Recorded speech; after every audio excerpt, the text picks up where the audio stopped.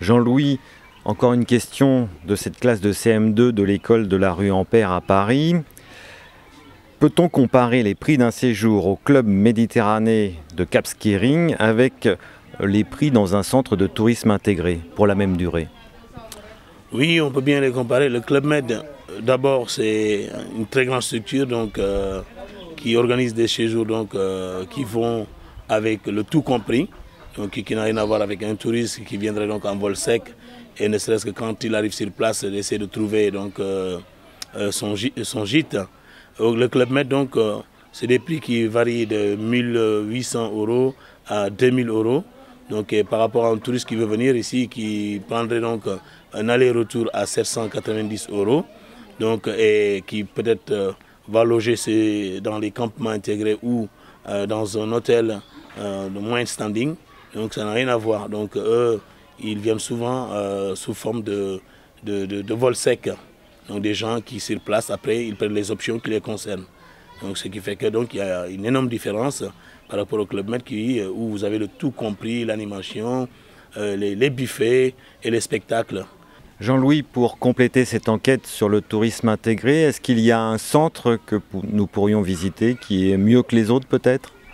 Eh oui, moi, par rapport à mes différentes réponses, vous pouvez consulter le centre.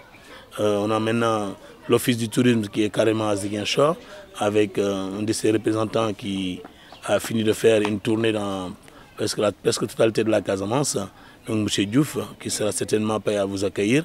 On a aussi donc un de ses adjoints qui s'appelle Jean Subindo, qui est donc un natif d'ici, qui connaît très bien la région, qui plutôt travaille aussi dans ce qu'on appelle le tourisme intégré, parce qu'il détient un campement qui accueille pas mal de touristes. Donc je vous conseillerais peut-être de vous rapprocher de Djembarin, qui n'est pas loin de Cap Skirring, ou sinon, à l'effort de Djembarin, on peut aller tranquillement à Ziguinchor pour avoir beaucoup plus d'informations.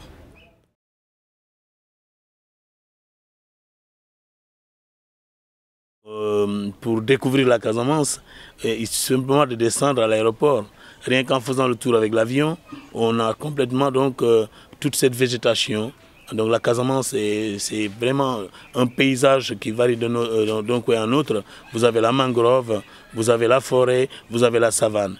Et vous avez donc quelques collines même qu'on peut découvrir donc ici en Casamance, parce que quand les gens arrivent, ils ont des virées à faire à travers Carabane, qui est une île historique. On peut faire des virées à Ziguinchor pour voir un peu ce comptoir français où vous avez donc la ville de Val-de-Marne qui est jumelée à cette ville avec ce grand marché qui est regorgé de monde qui vient de partout. On a aussi donc des possibilités d'aller même voir ce type d'habitat qu'on appelle les cases impluvium ou les cases à étages. Donc rencontrer le roi aussi ici, c'est devenu quelque chose de coutume. Le roi nous a ouvert ses portes pour permettre aux gens de pouvoir aller distinguer un peu le type de gouvernement, le type de gouvernance qu'il y a entre le roi et l'administration actuelle. Donc en Casamance, il y a aussi des périodes de danse.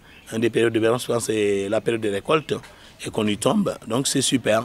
C'est toutes les luttes aussi traditionnelles qui n'ont rien à voir avec les luttes qui se passent à Dakar où vous avez la lutte de frappe. Nous ici c'est un sport traditionnel, hors le foot. Voilà.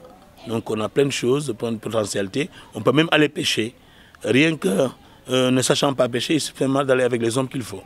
Voilà. Donc dans nos ballons, c'est regorgé de poissons.